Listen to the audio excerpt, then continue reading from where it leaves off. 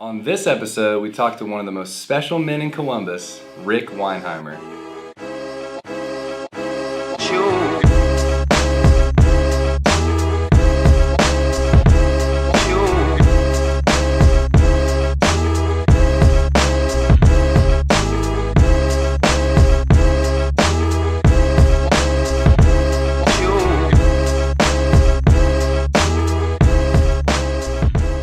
What's up, everybody, and welcome to another edition of the Hashtag Celebrate Columbus show. My name is Josh Burnett, and as you can see, we've got a very special guest with us today. Columbus, I'm so excited to be able to do this special edition. We're going to actually call this a Hashtag Celebrate Columbus conversation because we're going to be talking with our guest today about his work in the community. He's been here for a long time, serving in several different capacities. So for the few people who don't know who you are, why don't you go ahead and tell them your name, what you do in the community, and why you love Columbus. Great start. My name's Rick Weinheimer. The most important things I do, I'm a grandfather, a father, and a husband. Maybe more around the community. I've also been a long-time English teacher, English department chair for Columbus North High School and Northside Middle School. I also have coached long-distance runners in cross-country and track, and lately I've added a couple things like become a public speaker, and I've authored a book about a year ago. I've always loved Columbus. I had a best friend in college that told me that's the place you've got to go. I was from Indy, came right here right out of college and began teaching, and have loved it and loved raising our kids here. That's awesome. I think that's a great start, Columbus. Several of you know this man and have been influenced, impacted by him in a positive way. And I'm very excited to say, let's get into the show. So Rick, I think one of the things that you are very well known for in our community, obviously is a teacher and a coach. So most of your career has been really investing in young people's lives. What are some of the things that you have learned about and how to positively influence kids and teenagers who are, they're trying to figure out life, and you're trying to help them become the person they want to be? What are some lessons that you've learned? I think one is certainly the fact that in my experience, the single most significant way to help someone's self-esteem, which we all need, but certainly teenagers need it, is to offer them a challenge, teach them what they need to be able to do that challenge, and then support them as they do it. And that just built into cross country. I'm really lucky because a lot of what we do in cross country is just difficult. I mean, your viewers see the kids around town in all weathers, at all times, on all days. And what they do is difficult, but there's no better feeling than watching them after a really hard workout. It's maybe my favorite time of coaching is not even meets, but after a hard workout, when the kids have finished, when they know they did something difficult, they'll stand there and chat for 20, 25 minutes because they feel good about themselves. And so if there's any big thing I've learned about kids, it's, we've had a lot of initiatives about how do you help their self-esteem, but a big part of it is allowing them to prove it to themselves rather than us just trying to teach them that. Yeah, I mean, and that obviously applies to more than just teenagers, but your business, your family. I mean, that can apply so many different ways. With your work in public speaking, how do you try to help, whoever you're talking to kind of rally around a singular goal or, what they're trying to shoot for? I think the first thing to do is how do they know what they want to shoot for? And the reason that so many of us of all ages don't necessarily know what we're shooting for is that the world is complicated. It's complex. Our to-do lists are endless. And so all that weighs on us and gets in our way. And I have been trying to use lately the phrase that your purpose should drive your to-do list. You don't want your to-do list to drive your purpose. And it's so easy for us to get caught up in that second way. Here's what we have to do, therefore that's my purpose today. And trying to flip it. Remember what your purpose is today, and then have your to-do list make sure it addresses that. And so I practice that a little bit, at the risk of sounding cheesy, but I'm working now every day on trying to make a difference. Yeah. I'm 60 years old. I need to feel like I'm making a difference every day. And so I printed out all little note cards, and I put it by my mirror, and I put it by my computer, and I put it places where I can remember. For a while I tried putting it on top of my alarm clock, so every time I'd reach over to turn it off in the morning, first thing I'd do would hit the card that would remind me of what my purpose is. And because I'm just like everybody else, that the world will take up our time, and the world will confuse us, and so we just have to keep focused on what's the most important thing to us, and have that drive our day. And that's so good, and it seems like a small thing, but it makes a really big difference to give you purpose. And I think in working with I call them young kids, teenagers, and working with teenagers, then what you're able to do is once they can articulate, then they can share that with other people. And once the people that are really important in your lives also get what your purpose is, then your support system builds, and that's really, really valuable. We've all got friends, and we have, they're our support system. But think about it, if all your friends, and yours probably do, because they know about your show, right?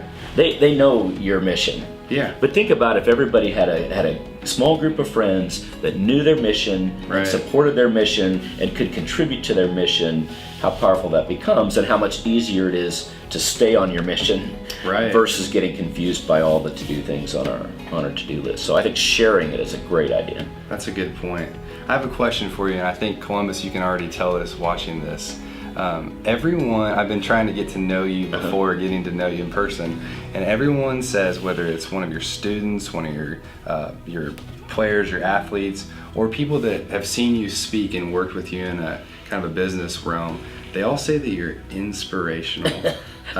Where does that come from, and what are you so inspired by to be an inspiration to others? Well, that's a very nicely phrased question. Thank you. It's a generously phrased question. And as I've begun speaking, I was never sure quite what to call myself. There are things called motivational speakers. Right. I don't love that word. There are things called inspiration.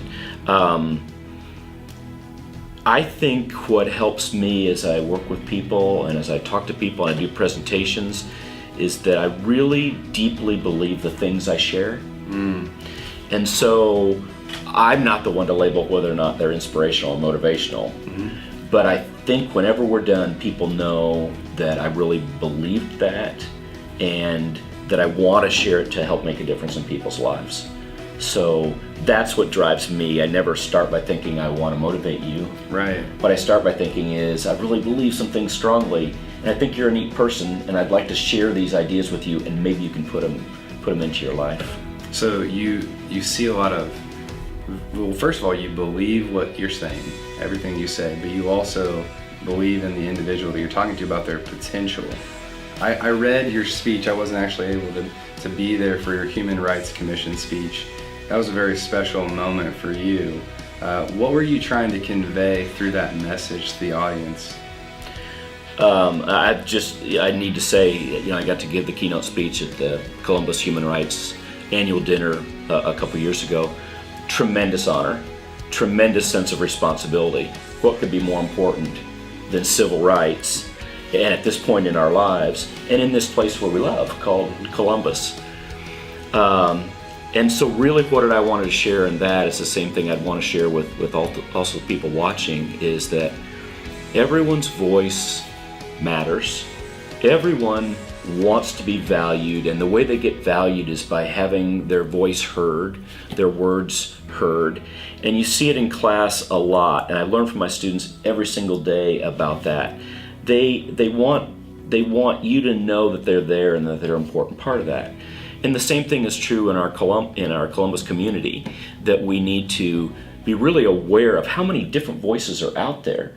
And there's no better point in our city's history than now, because we're the most diverse community we've ever been. So what an opportunity to hear words and ideas from all different types of people.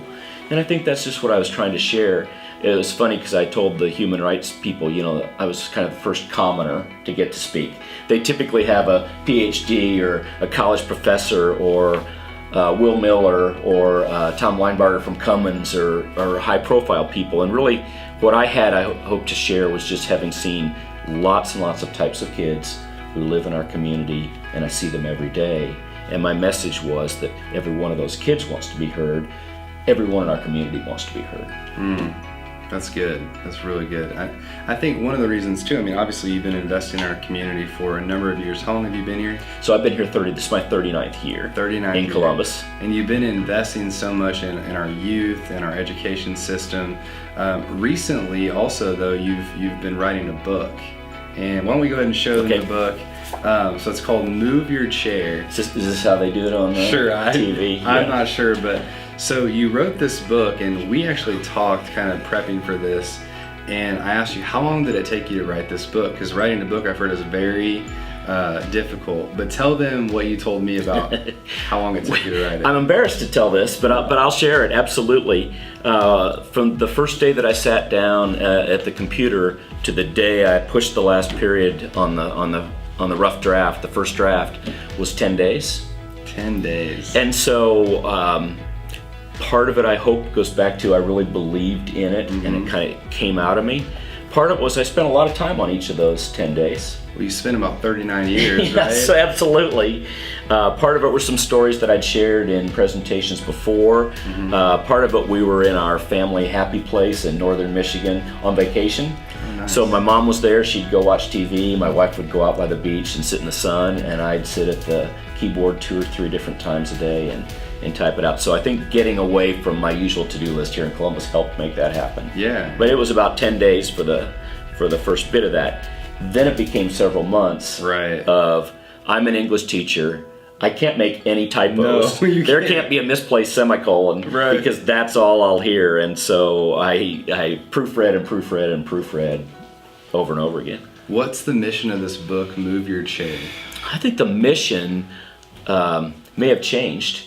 The mission was originally to encourage people at whatever point they're in to continue to move your chair in an effort to get outside of their comfort zones and to find new experiences, hear new voices, and those types of things.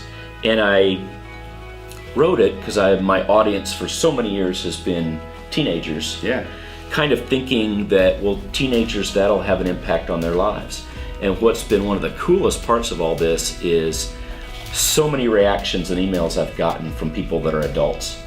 I never realized how much we are all facing the same challenges in different forms in all areas of our lives. And so the mission kind of came out of my teaching mission, but it really has led me toward, okay, how do I help adults also sort things out and find their purpose and feel good about how they're living each day. And so I know that one of the things you're excited about these days, in addition to your normal responsibilities, is your speaking.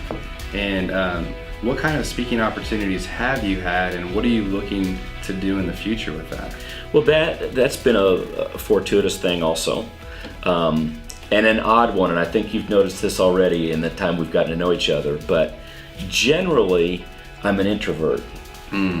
And I'm okay in front of a group of people, which is opposite of how a lot of people are. Fear of public speaking is one of the top fears on everybody's list. For some reason, I'm fine in front of a group, fine in front of a classroom. I'm less comfortable. I'm less comfortable doing what we're doing right now, this one-on-one conversation.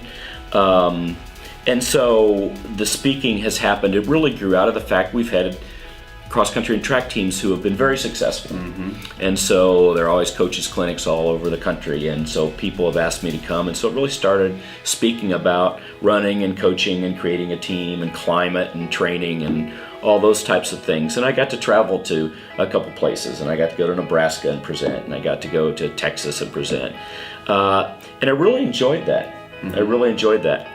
At the same time, one of the things we do for our team that I think is different than most coaches do is we have what I think you would call educational sessions multiple times throughout the year where our kids, literally, before practice, get out their binders and get out their paper and a writing utensil, and we just teach about a lot of things that they need to know about goal setting and success and personal purpose, and not just in running, but in all areas of their lives. We kind of go running, student, and person.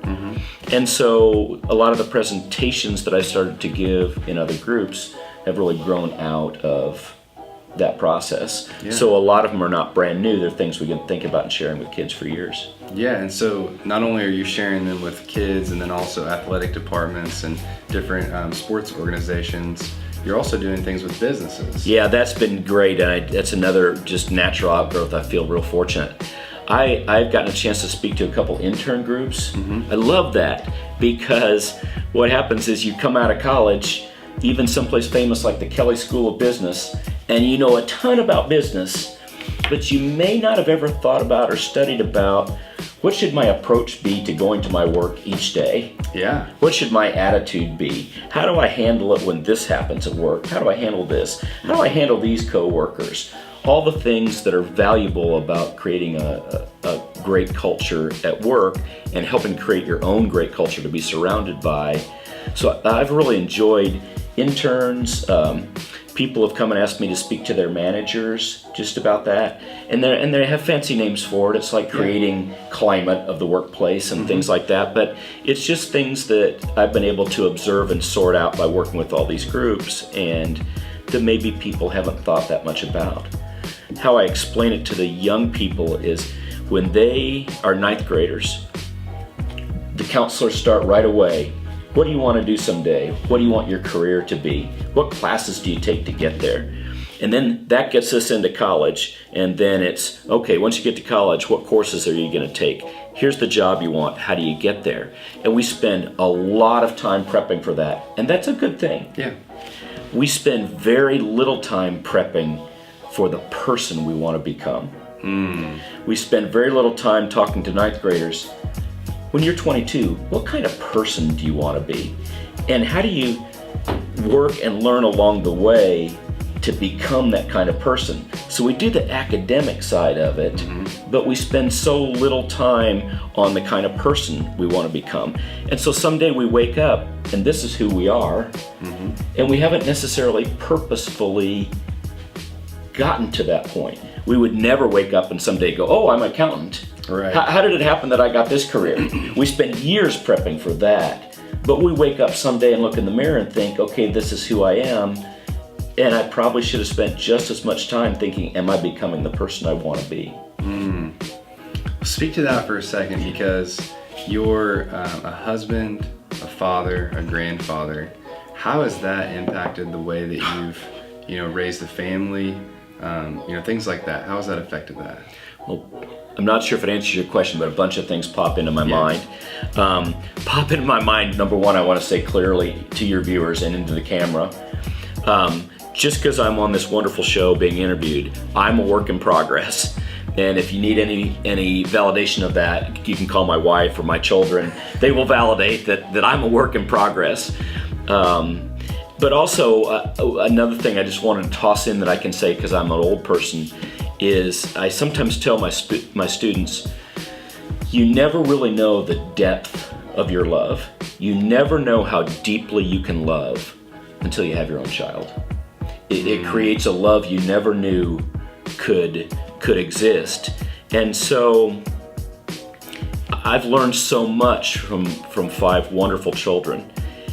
And I just got a whole new layer 3 years ago when we got the amazing Gracie as our granddaughter, and now little Cece as our second granddaughter. And so I continue, I'm a work in progress. I continue to learn.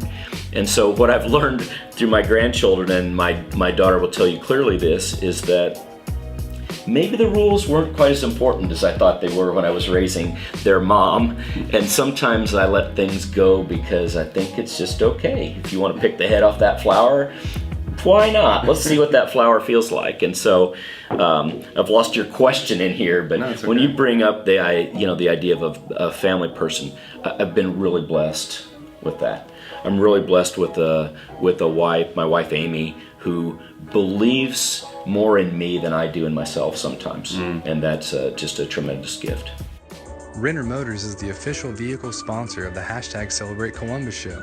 For the next year, we'll be driving around a 2017 Honda HR-V representing Renner and celebrating everywhere we go. Renner Motors is Southern Indiana's premier Ford and Honda full-service dealership. They're located in Columbus, Indiana, and have been locally owned and operated since 1948 by the same families. Our family has personally been buying vehicles from Renner for over 25 years. If you were to ask me where you should buy your next car, with or without a sponsorship, I would recommend Renner every time. If you would like to check out their latest deals and current inventory, check out their website at rennermotors.com. Renner Motors is located at 3055 Central Avenue. So Rick, the title of your book is Move Your Chair. That's a pretty cool title. Where does it come from? Is there a story behind that? Absolutely. There's a story behind everything in there, and I've had the fortunate opportunity to work with hundreds of people a day for 39 years as a teacher. And so the story behind this is just really a gift that I get as a coach from being around good young people. But it comes from a year, I think the year was 2007, and we take a week-long trip to McCormick's Creek State Park in the summer with our runners. And it just gives them a chance to get together and bond, and we train and learn and talk and eat together and those types of things. Well, it's a little bit of a scary experience, especially for our beginners. 14 years old, sometimes a freshman coming in at age 13, it's like all of a sudden I'm in the woods with all these people I don't know. And so we have a common eating and an educational area where we spend a lot of time, and every kid brings one of those folding camp chairs and puts it down there. And so on the first day, the kids that are new, bless their hearts, they're looking for any bit of comfort in this unusual place with these unusual people. And so if they have a friend, they put their chair just right by their friend. And so what happens is the freshmen tend to sit with the freshmen, and everybody tends to sit with their best friends. And that's not all that we're going for in trying to build a team. And so in 2007, the seniors came up to me one evening and said, "Coach, we want more bonding." And I said, "Great idea. What's your plan?" And they said, "How about this? How about if we move everybody's chair?" And so the next morning, they got up extra early, and they came to the camp area, and they set up all these folding chairs, but set them up in all different places. And so now all of a sudden, you've got 70 or 80 or 90 chairs there in different spots. And so as the other kids woke up and kind of stumbled out there to find it, they looked in their spot, and their chair wasn't there. And there was a little general panic over that. And it was, where is it? Can I find my chair? These are high school people, excuse me for this. They might even remember what their chair looks like, what color it is. Their parents dutifully wrote their name on it so they can find their chair. And so they were all mixed together. And it was a really quiet morning as people realized they're surrounded by others that they don't necessarily know. And over the course of that day, it was magical. Of course, what happened is what you'd expect. They started to meet the people around them. They started to eat with them. They started to laugh with them. They started to get shared experiences. And by the end of the day, camp was just as noisy as it had been before, maybe even noisier, because you had 90 people all figuring into the mix. And so I'm thankful for the 2007 seniors for that story. The seniors every year since then have done that same thing. This past year, they moved the chairs every single day, so even the second, third, and fourth day, you couldn't get comfortable unless you met other people. And so this book is really just about helping people take a look at what's important to them and maybe some support ideas on how to spend your time making sure you deal with those things. And it just seemed like Move Your Chair was the natural title for that. That's a really cool story, just to get some context behind a really catchy title, but it makes a lot of sense now. Writing a book, I know that you wrote your first draft in 10 days, you lived it in 39 years, but tell us, what have you learned by writing a book? For years, the number one question I would get as an English teacher, students at some point in the year would say, "Mr. Weinheimer, are you ever going to write a book?" And my answer was really always no, because I was thinking book equals novel. And I've never thought of myself as very good at making up stories. And then it only took me 39 years, because I'm somewhat of a slow learner, to realize that books are also nonfiction. Right. And so one of the biggest things that I learned was that I could write a book. And the second biggest thing I learned from that is that no matter what kind of book you write, fiction or nonfiction, no matter what the subject is, you reveal yourself in that book. That people can learn about you as you learn about yourself when you're writing it. And so I was telling my wife that, and she has a degree in library science, and I was saying it's kind of like all books are autobiographical. And she said, well, that would never work because the Dewey Decimal System couldn't put every single book in the world in the same category. Point well taken. And as I was thinking that through, if all books are a little bit autobiographical, where does that come from? Well, I realized that really we all not only can write a book, we are all writing a book. We're writing the book of our lives. We're writing our autobiography every day. And so then I think the reflective question becomes, is this the book you want it to be? Are you writing the autobiography that you want it to be? And if you are, how do you keep doing it? And if it's not quite what you want to be, how do you tweak it and have it become the book that you want to be? So I learned a lot from that process, and I learned a lot about myself, and I revealed a few stories where my mom, my 88-year-old mom, would call and say, you never told me that. So I repaired some fences with my mom. And the other thing that I'd share was when you write a book, they do a cool thing, and the back cover, they find a picture of you and they put this information about you, and on the inside there's something called, about the author. And that's mostly things I've done. And I finished the book, and I was done with the first draft. And as I slept on it, I thought, do people really know who I am? They know this stuff. Is that who I really am? Are my accomplishments of my team really who I am? Is being fortunate enough to get some kind of Hall of Fame plaque, is that who I really am? And I decided no. I decided there was one more thing they needed to know about me. What's that? And I went back and I wrote a foreword, even though I always believed nobody reads a foreword. I love forewords. And so I went back and wrote the foreword because that was about a defining moment of my life that led me kind of to these ideas. And so that's just part of my theory that, we're writing our own autobiography, and we need to be aware of our defining moments and who we are. And then most importantly, is it the book we want it to be? Because any day, any moment, we can change it if we want to. We can move our chairs if we want to, and those have been great things that I've been able to realize from writing it. Well, it sounds like in order to get the answer to that question, we're going to have to buy this book. And Rick, where can we buy your book, Move Your Chair? Here in town, Viewpoint Books. Viewpoint Books on Washington Street. Absolutely. Tough to make it as an independent bookseller in this world today, and they're making it. And I love that. I take books every now and then down there for them. And another weird thing about writing a book when you're a commoner is autographing. Yeah. I never pictured autographing being part of my life. But they're all signed with a little message in the front. You can pick those up at Viewpoint, and they're available whenever you want them. Very cool. Well, before we go, you said something, you're talking about we're all writing a book, right, in our lives. And so the last question I want to ask you is, how do you want to be remembered? All these things that you said, there's a lot of things that people know about you, but how do you want to be remembered? I've done a little bit of thinking about that. For really about 3 reasons. One is I had my 60th birthday last May. A second is I'm beginning to realize that I may not be a teacher and a coach for the rest of my life. I'm 39 years in. I don't see an end to it, but I'm probably not going to do it forever. There aren't very many 90-year-olds in the classroom. And knowing that, and then I had a former student who is now an English teacher at Whiteland High School who sent me an email. One of the things he said, what do you want your legacy to be? Well, people don't ask that of young people. I get that. So he was nicely saying that I'm old, but I've done a little bit of thinking that's about that question. I think the thing that I'd like for people to think about my life is that Rick felt strongly called to do his best each day to make a difference in other people's lives.